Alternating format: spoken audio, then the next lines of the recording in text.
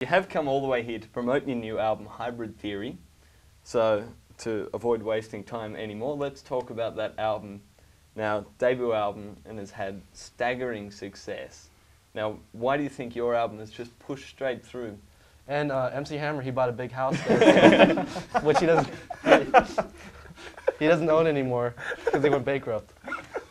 You know, MC Hammer was the first concert I ever went to. Oh, man. MC Hammer and the Vanilla Ice were the first two CDs I ever owned. But they were gifts, as everybody else in the world, they were gifts. He claims they were gifts. Right, Yeah. That's the big thing, is if you own those albums, you always claim that, like... Mike's first two were Paul Abdul and... Come on, you know what this was. Milli Vanilli. Milli Vanilli. That's the first two CDs I ever owned. Yeah. Do you want to go? Those are actually pretty good albums, I must say. Milli Vanilli, yeah. Milli Vanilli. You gotta blame it on something. They were born in Perth as well. I believe. Yeah, for sure. So you're not doing your hometown show in Perth? We're not. I just got to get back to that. We played there too much. Yeah, the thing is, we played there a long time ago, but nobody knew who we were, so no one showed up. They didn't support us, man. They didn't have our backs. So hopefully when we go back there again, you know. But Hi, Sydney, Mom. Melbourne, and Brisbane did. My mom's in Perth right now. Really? Yeah. Well, it's the internet, so it doesn't really matter where your mum is as long as there's an internet connection. Yeah. You can say hi. And the good thing is that it's live, also. Live. We are live. Just hide all. We've got no clocks in the Was background. there actually a question about the album? Is that what we missed? What album?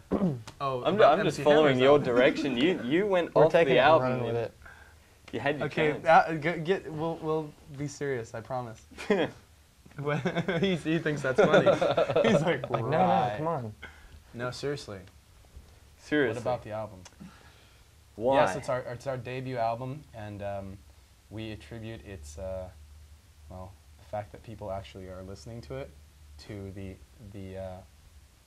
our street teams, partially actually, because we built those up for a very long time. Actually, right now we had to kind of cap them off. They're at about 1,800 kids, and most of those kids got in touch with us on the internet. And they're all from Perth? They're See, now you're taking it out. Hey, man, we're being serious. And yeah, ever since we were called Zero, it was XERO, and then we were called Hybrid Theory.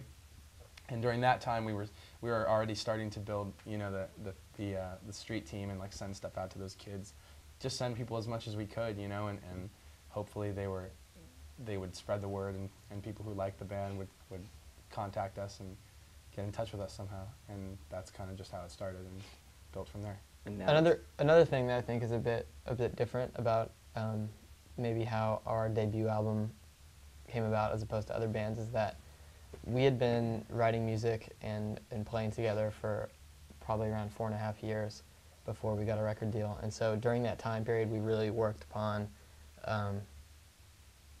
refining our songs and working on our songwriting and developing our sound. And not on purpose, it was basically because we had such a hard time getting a record deal that the period was so long for us. I mean, from the beginning, we really started playing because we enjoyed doing what we were doing and making the music, but at a certain point, we're like trying to get record deals, and it was still like a 2.5-year process.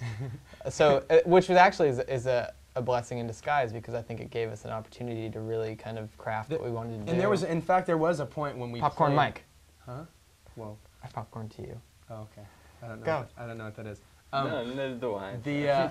There was a point when we played a show that a lot of record company people heard about, and they came down, and just it turned into a big disaster, because we had hoped, like, okay, we hear all these people are coming down, we don't know who they are, but they're going to show up and they're going to watch a show, and we played a pretty terrible show. I mean, we pretty much fell on our faces, and at that point they all just saw the band and they were like, okay, we're not interested in this at all, and it forced us to really push that much harder, like, you know, that rather than, I mean, that's the point when either you give up or you work your ass off and, you know, do twice as much work so you can be better, and that's what we chose to do. And we rewrote everything and just worked harder, you know what I mean?